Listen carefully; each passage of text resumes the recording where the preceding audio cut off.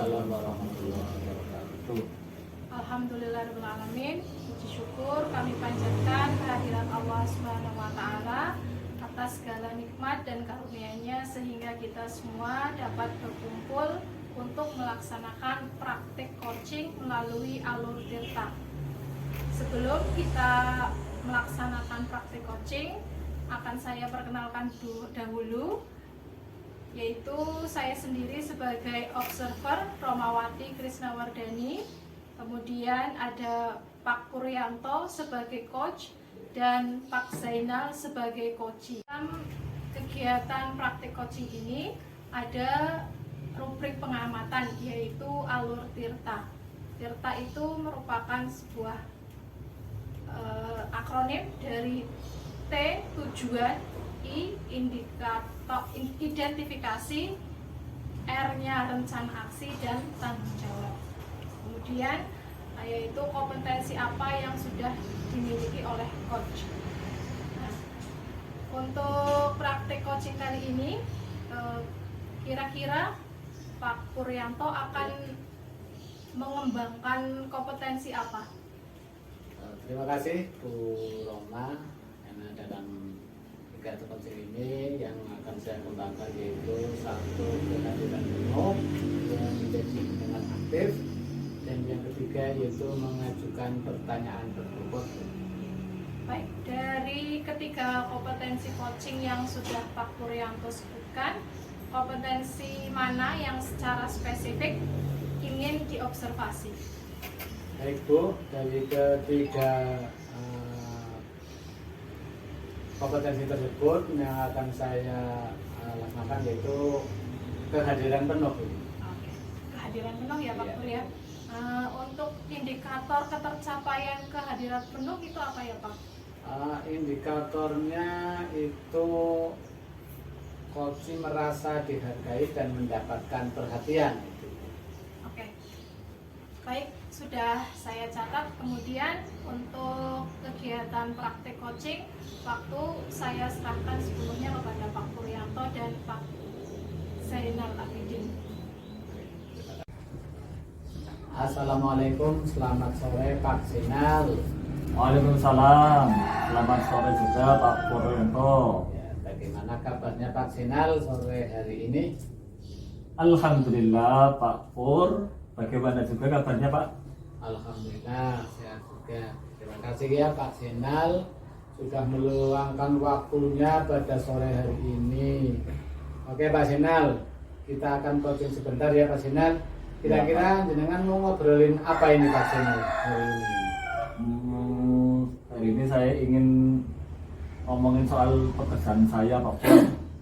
Kan saya ini sedang menjalani pendidikan guru penggerak angkatan 7.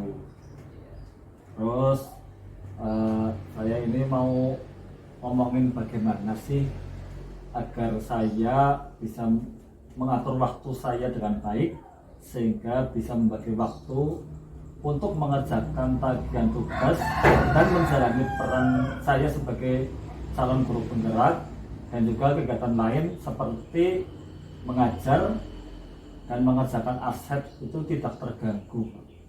Oh begitu ya.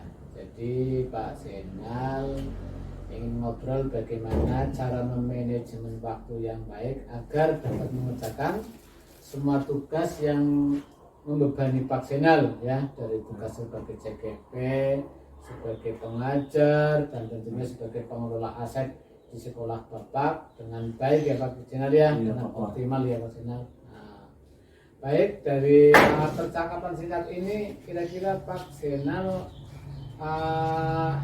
apa yang ingin didapatkan dari percakapan nanti ini Pak Zainal? Ya, jadi saya ingin saat saya mengerjakan tugas CGP itu saya dapat mengatur atau manajemen waktu dengan baik tanpa mengesampingkan tugas saya sebagai seorang guru dan juga sekaligus pengurus barang di sekolah Pak. Oh begitu ya. Jadi Pak Zainal ingin manajemen waktu sehingga dapat mengerjakan semua pekerjaan yang ada di sekolah tanpa mengesampingkan pekerjaan yang lain ya. Iya, Pak. Dari CGP tercover, Iya. dari mengajar sebagai tenaga pengajar juga tercover, termasuk sebagai pengelola aset gitu ya Pak ya. Iya. Baik Pak Zainal, saya mau tanya ini, kira-kira Pak Zainal manajemen waktu yang baik, yang seperti apa ini Pak Zainal kira-kira Pak? Kalau menurut saya itu manajemen waktu yang baik itu benar-benar bisa menyelesaikan tugas CGP sesuai tugasnya, kemudian bisa juga mengajar dengan optimal dan bisa mengerjakan tugas pengurus barang dengan baik. Jadi semuanya bisa dikerjakan gitu Pak. Oh, oke, itu sudah bagus sekali Pak Zainal. Ya. Nah, jadi Pak Zainal ingin manajemen waktu ya dengan baik, semua tugas dapat terselesaikan dengan optimal ya Pak ya. Ya, betul Pak. Kalau idenya seperti itu sangat bagus. Nah ini yang akan saya tanyakan, sebenarnya apa yang biasanya mengganggu Pak Zainal selama ini? Yang biasa mengganggu itu apa Pak? Yang biasa mengganggu pekerjaan saya itu menurut saya itu ada kegiatan-kegiatan di luar dugaan Pak, jadi mendadak gitu. Seperti contohnya yaitu ada lomba KSN, kompetisi siswa nasional, itu tiba-tiba ya kan. Kemudian saya jadi mikir Pak, gimana ya membagi waktu melatih anak untuk persiapan lomba. Sedangkan melatih lomba itu kan kita butuh waktu yang cukup lama gitu Pak. Oh iya, bagus. Itu termasuk salah satu kegiatan di luar dugaan ya bagi yang bisa mengganggu pekerjaan yang lain. Nah ini sekarang ini Pak Zainal, kalau kok tiba-tiba ada kegiatan yang di luar dugaan itu seperti apa Pak Zainal? Kalau tiba-tiba ada kegiatan yang tiba-tiba atau mendadak itu yang saya lakukan itu biasanya mendahulukan atau memprioritaskan kegiatan yang deadline-nya itu lebih dekat dulu Pak. Jadi dikerjakan dulu yang waktunya itu sudah mepet, itu kerjakan dulu. Jadi kadang suka lupa kegiatan lain yang harus dikerjakan Pak. Oh iya, ada yang ketinggalan ya? Iya Pak. Oh iya, baik Pak Zainal. Sekarang Pak Buntangnya ini kepengennya itu gimana sih Pak? Idealnya Pak? Idealnya seperti apa ya? Saya kepengen bisa mengerjakan kegiatan yang di luar dugaan, tetapi tidak mengesampingkan tugas lain yang harus saya kerjakan Pak. Oh begitu ya? Iya. Iya. Nah kalau sekarang ini situasi yang seperti itu nih Pak Zainal, apa yang harus dilakukan Pak Zainal agar tetap mendahulukan kegiatan yang mendadak tanpa mengesampingkan tugas yang lainnya itu loh, yang mendadak didahulukan tanpa mengesampingkan tugas yang lainnya, itu seperti apa Pak? Mungkin saya akan mencatat jadwal kegiatan Pak. Nah, jadi jadwalnya dicatat, kemudian saya akan bersikap lebih tenang dalam mengerjakan tugas itu. Oh ya, kira-kira ada lagi apa tidak nih Pak yang akan dilakukan Pak Zainal selain itu Pak? Selain mencatat jadwal Pak, kira-kira apa? Kayaknya sih hanya dua itu Pak, itu Pak. Oh, itu ya. Hanya belum ada yang lain. Oh iya. Nah, sekarang kira-kira mencatat jadwal seperti apa? Ya. Ya Pak Zainal ini, kira-kira kapan kegiatan yang paling dekat akan dilaksanakan ini? Kira-kira kapan tuh yang paling dekat itu Pak? Kayaknya dalam minggu besok Pak, hari Senin Pak. Oh, hari Senin ya? Iya. Kalau dari dua ini mencatat jadwal dan tetap bersikap tenang. Nah, ini ada dua kegiatan ini, mencatat jadwal dan bersikap tenang tadi ya Pak ya? Iya Pak. Kira-kira mana yang mungkin dilakukan itu Pak? Kayaknya saya akan mendahulukan mencatat jadwal dulu Pak. Karena yang paling bisa kita persiapkan dari diri kita sendiri itu ya mencatat jadwal dulu Pak. Oh baik-baik, catat jadwal. Nah kira-kira ini jadwal seperti apa Pak? Kira-kira akan dicatat jadwalnya seperti apa? jadwal mengerjakan tagihan tugas-tugas CGP dan waktu deadline-nya Pak. Oh, jadi mengerjakan tugas-tugas CGP ya Pak ya? Iya. Sebagai CGP. Nah, baik. Itu sudah luar biasa Pak Zainal. Nah, sekarang siapa ya Pak kira-kira yang bisa membantu ini? Yang bisa membantu Bapak agar walau Pak Zainal sudah punya jadwal, tapi Pak Zainal dapat menyelesaikan tugas dengan baik. Kira-kira ada rekan tidak Pak yang bisa membantu Pak Zainal kira-kira? Mungkin rekan sejawat saya di sekolah Pak bisa membantu Pak. Kira-kira bisa dimintai bantuan apa tidak itu Pak?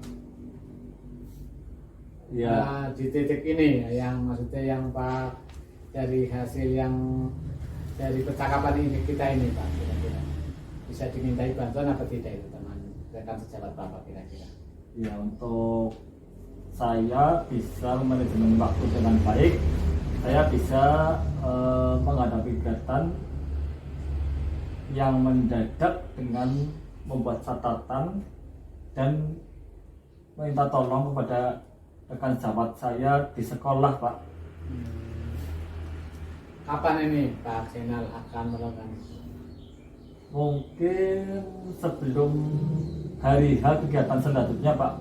Oh, di kegiatan besok ya Pak ya? Iya. Oh ya, oke terima kasih Pak Zainal. Minggu depan kita ketemu lagi. Saya sudah tidak sabar mendengarkan cerita progresnya Pak Zainal ke depannya mau seperti apa dalam manajemen waktu ya Pak ya.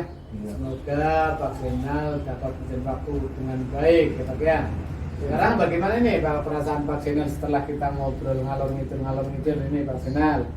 Ayah Pak Pur. Perasaannya seperti apa? Alhamdulillah sekali Pak Pur, saya merasa lega setelah bercerita banyak tadi kepada Pak Pur. Saya merasa mendapatkan sebuah pencerahan yang tidak pernah saya pikirkan sebelumnya. Terima kasih banyak Pak Pur. Oke, alhamdulillah sekali saya juga ikut senang. Semoga Pak Zainal obrolan kita ini bermanfaat ya Pak Zainal ya. Bermanfaat untuk diri kita berdua, untuk orang lain di sekolah ya. Oke, terima kasih Pak Zainal. Mungkin dari saya cukup sekian. Wassalamualaikum warahmatullahi wabarakatuh. Waalaikumsalam warahmatullahi wabarakatuh. Yes. Baiklah, untuk praktik coaching yang sudah dilaksanakan oleh Pak Puryanto dan Pak Zainal Abidin secara garis besar alur tirta sudah tampak semua, mulai dari tujuan, identifikasi, rencana aksi, dan tanggung jawab. Kemudian coach juga ingin mengembangkan kompetensi coaching yaitu kehadiran penuh sudah tampak. Nah, setelah melakukan coaching, apa yang menjadi indikator ketercapaian kehadiran penuh Pak Puryanto? Baik, setelah melakukan coaching tadi, indikator yang ingin saya capai itu coaching merasa dihargai dan mendapatkan perhatian penuh. Itu Ibu. Oke, baiklah, untuk coaching yang akan datang, kira-kira kompetensi apa lagi yang ingin dikembangkan berdasarkan pengalaman hari ini? Oh baik, selain dari kehadiran penuh, di coaching yang akan datang kami akan melakukan yang akan saya kembangkan itu pertanyaan berbobot yang akan saya kembangkan lagi. Pertanyaan yang berbobot itu Ibu. Ya Pak, terima kasih.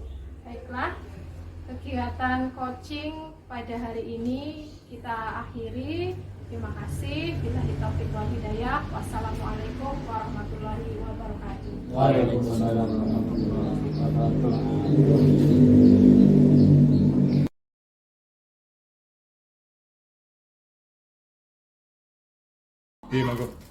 Assalamualaikum warahmatullahi wabarakatuh. Waalaikumsalam. Ibu Bapak yang saya hormati, kami di sini akan melakukan latihan coaching. Namun sebelum pelaksanaan latihan coaching dilakukan, perkenalkan dulu saya sebagai pengamat atau observer. Saya Puryanto dan sebagai coach yaitu Bapak Zainal Abidin, sebagai coach yaitu Ibu Roma. Sebelum melaksanakan latihan kita lakukan terlebih dahulu ada beberapa rubrik pengamatan ya Pak, rubrik pengamatan, yaitu di sini akan melakukan kos dengan alur tirta. Apa itu alur tirta? Yaitu tirta adalah tujuan, identifikasi, rencana aksi, dan tanggung jawab. Ibu Bayi yang saya hormati, saya mau tanya dulu pada coach, ini kompetensi apa yang kira-kira mau dikembangkan ini Pak Senal? Untuk kompetensi yang ingin saya kembangkan dalam latihan coaching hari ini yaitu mengajukan pertanyaan berbobot, kemudian kehadiran penuh, dan menjadi pendengar aktif, Pak. Oh iya, bagus sekali. Nah, dari ketiga kompetensi ini yang paling spesifik ingin Pak Senal observasi nanti kira-kira yang mana ini Pak? Dari ketiga kompetensi tersebut tadi Pak. Dari ketiga kompetensi tadi yang paling spesifik ini ingin diobservasi yaitu mengajukan pertanyaan berbobot, Pak. Oh, pertanyaan berbobot. Iya, bagus itu. Sekarang indikatornya ini Pak Senal. Indikator ketercapaian dari mengajukan pertanyaan berbobot itu seperti apa Pak? Ya, untuk indikator keberhasilan dari pertanyaan berbobot yaitu coach itu bisa mengarahkan coach untuk mendapatkan solusi dari permasalahan yang dihadapi. Kemudian bisa memunculkan ide-ide baru dari coach, Pak. Oh iya. Bagus sekali ini, mungkin nanti bisa dilaksanakan sebaik mungkin. Baik, karena semuanya sudah saya catat dan waktu sepenuhnya saya serahkan kepada Bapak Senal sebagai selaku coach dan Ibu Roma selaku coach. Silakan, monggo. Assalamualaikum. Waalaikumsalam. Silakan masuk. Bagaimana, Bu Rohma? Ada yang bisa saya bantu? Pak Senal, mohon maaf saya mengganggu. Oh, tidak apa-apa, Bu Rohma. Kebetulan saat ini saya ada waktu longgar. Begini Pak Senal, saya merasa tidak enak dengan rekan-rekan guru yang lain karena saya sering datang terlambat. Oh, begitu ya, Bu. Memangnya kenapa sih Bu Roma sering datang terlambat? Setiap hari saya harus mengantar anak ke sekolah, Pak. Oh, iya. Sebenarnya yang memiliki kesibukan mengantarkan anak sekolah itu bukan hanya Bu Roma saja sih. Nah, saya juga memiliki kesibukan yang sama, tetapi saya berusaha untuk tidak datang terlambat ke sekolah. Iya Pak, maaf. Tapi selain mengantarkan anak, saya juga mencuci piring, menyapu rumah. Setiap hari saya baru bisa berangkat ke sekolah bersama anak saya pukul 7 lebih 10 menit setelah semua aktivitas pagi saya selesai. Oh, begitu ya, Bu. Oh, mohon maaf, Bu. Ibu itu setiap hari bangunnya pukul berapa ya? Biasanya pukul 5 pagi, Pak. Lalu sholat subuh, membantu suami saya mempersiapkan dagangan karena jam 6 pagi suami saya harus pergi ke pasar. Setelah mengantarkan suami ke pasar, mencuci piring, menyapu dan menyiapkan anak untuk sekolah, dan saya juga siap-siap berangkat ke sekolah. Kegiatan tersebut baru selesai pukul 7 lebih 10 menit. Setelah itu saya berangkat mengantar anak ke sekolah, baru ke tempat kerja. Oh, begitu. Kira-kira adakah kegiatan lain yang Ibu bisa lakukan lebih awal? Contohnya sebelum jam 5 pagi atau bisa dikerjakan hari sebelumnya. Apa ya Pak? Seperti apa ya? Coba saja. Yang bisa dilakukan lebih awal kira-kira apa? Malam hari saya bisa menyiapkan dagangan suami saya dan mencuci piring. Paginya saya bisa menyapu rumah setelah sholat subuh. Jam 5.30 lebih 30 menit bersama suami saya ke pasar. Setelah itu menyiapkan anak untuk ke sekolah, kemudian mengantarkan anak ke sekolah dan berangkat ke tempat kerja. Adakah hal yang hal lain yang bisa dirubah agar kegiatan ibu itu tidak dilakukan dengan terburu-buru? Ada Pak, saya akan berusaha untuk bangun lebih awal, sekitar jam 4 pagi. Jadi saya bisa sholat berjamaah di masjid. Kegiatan paginya tidak terlalu terburu-buru dan tidak terlambat lagi. Ya, saya kira ibu sudah menemukan sendiri solusi dari permasalahan yang ibu hadapi, yaitu dengan manajemen waktu ya Bu. Nah, hal yang harus ibu lakukan selanjutnya adalah harus konsisten dengan manajemen waktu ibu. Nah, dengan demikian semua kegiatan ibu dapat berjalan dengan lancar tanpa mengganggu kewajiban dan tugas yang lain. Iya Pak, siap. Nanti saya kerjasama dengan suami saya. Kalau jam 4 saya belum bangun, saya minta tolong suami saya untuk membangunkan. Begitu juga sebaliknya. Selain itu, saya juga akan pasang alarm agar tidak kesiangan. Ya, komitmen Ibu Roma sangat bagus sekali. Mudah-mudahan komitmen Ibu dapat berjalan dengan baik sesuai dengan rencana. Terima kasih Pak Zainal. Sama-sama Bu Roma, saya juga mohon maaf barangkali ada kata-kata yang kurang berkenan. Ya Pak, terima kasih. Kalau begitu, saya izin kembali ke kelas ya Pak. Silakan Bu Roma. Oke, terima kasih. Itulah tadi percakapan antara coach dan coachi. Sekarang kita akan mengevaluasi dari percakapan tadi. Secara garis besar, alur Tirta sudah tampak semuanya. Mulai dari tujuan, identifikasi, sampai pada rencana aksi dan tanggung jawab. Coach juga ingin mengembangkan kompetensi tentang pertanyaan yang berbobot. Tadi sudah tampak ya, pertanyaan yang berbobot sudah sangat tampak di situ. Setelah melakukan coaching, apa yang menjadi indikator ketercapaian pengembangan pertanyaan berbobot? Pak Bu Rom, Pak Zainal ya. Ya. Ada beberapa pertanyaan yang efektif yang tadi saya sampaikan, yaitu dengan harapan agar coach itu bisa mendapatkan solusi dan muncul ide-ide baru. Seperti tadi dengan manajemen waktu, sehingga pekerjaan tidak dilakukan dengan tergesa-gesa ya. Kemudian yang kedua dengan cara bangun lebih awal ya. Dengan bangun lebih awal otomatis pekerjaan akan bisa diselesaikan dalam waktu yang tepat, tidak melebihi waktu berangkat ke sekolah. Jadi nanti berangkat ke sekolahnya tidak terlambat lagi. Ya, baik. Untuk coaching yang akan datang ini, kompetensi apa lagi yang ingin dikembangkan berdasarkan pengalaman hari ini, Pak?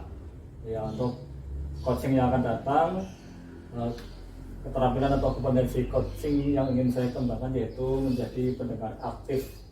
Kemudian mengenai pertanyaan berbobot juga ingin saya kembangkan lagi Pak, agar lebih berbobot lagi gitu Pak. Oke, terima kasih semuanya sudah bagus dan mudah-mudahan kita bisa melaksanakan dengan sebaik-baiknya. Terima kasih. Saya tutup dengan bacaan alhamdulillah. Alhamdulillahirobbilalamin. Sekian, wassalamualaikum warahmatullahi wabarakatuh. Waalaikumsalam warahmatullahi wabarakatuh.